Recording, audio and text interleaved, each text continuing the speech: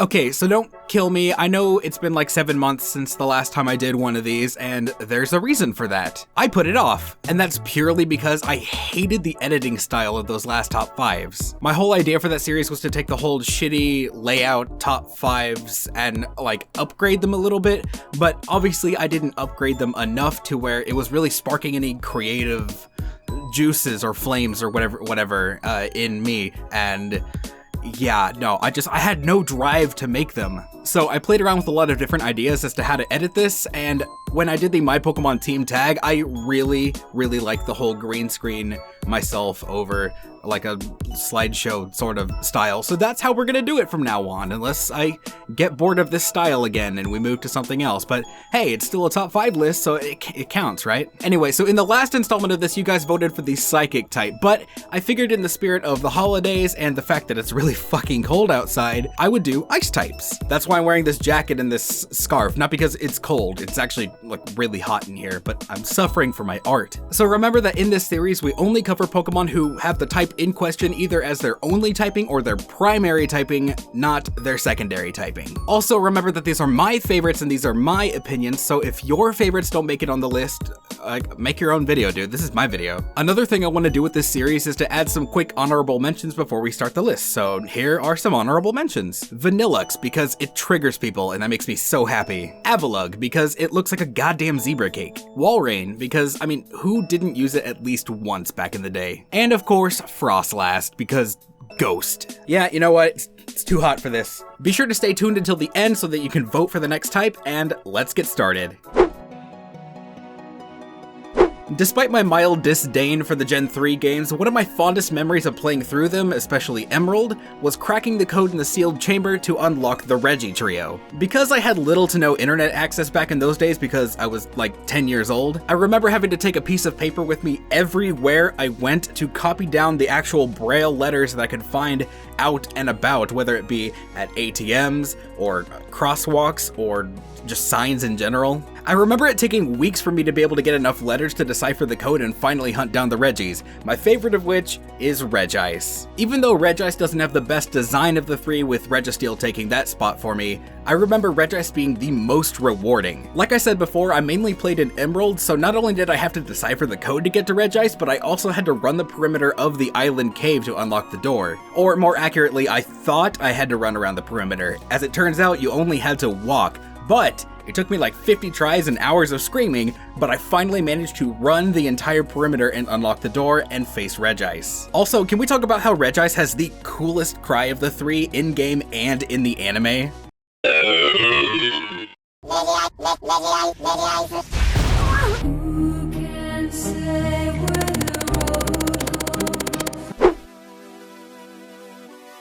A very flying Pokemon based on a flightless bird that also happens to look and act just like Santa Claus, Delibird is the best of them. Because my first experience of Generation 2 was in Pokemon Gold, where Delibird is absent, I actually didn't even know it existed until I watched the anime. It makes sense, since to my memory, no NPC in Johto has a Delibird. I guess Delibird and Gligar were supposed to serve as counterparts, even though Gligar's like way better. You know, come to think of it, where was the Gen 4 love for Delibird with an evolution? Why you gotta do my boy Delibird like that, Game Freak? It's not great in battle, and like I said, it's a lot weaker than Gligar, but damn is it cute. If Delibird handed me a present, I'd probably throw it, since it has like a 90% chance of blowing up. But it's the thought that counts. Also, since I know I'm gonna get comments about this if I don't say this, Shady Penguin.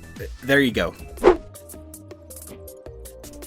While we're still on Gen 2, let's talk about Swineup, or I guess Mamoswine, but I mean, if you have one, you have them all, whatever. Anyway, Swineup was arguably one of the first ice types that made me say, hey, ice types aren't that bad. Maybe it's because it and its next evolution, Piloswine, were really well designed, especially Swineup since it's fucking adorable. Or because we didn't have any good examples of ice types from the previous generation. Yeah, I don't really like any of the ice types from Gen 1, not even Lapras. Sorry, not sorry. Also, having just faced Piloswine in Bryce's gym and then needing one for Claire's gym, I was kind of forced into having a lot of experience with Swineup and Piloswine, which made it a lot cooler. I actually didn't plan that pun, but it made it a lot cooler that it got an evolution in Generation 4. Plus, I said in a previous video with Mystic Umbreon that Mamoswine is really cute, and yeah, it is really cute. So, yeah.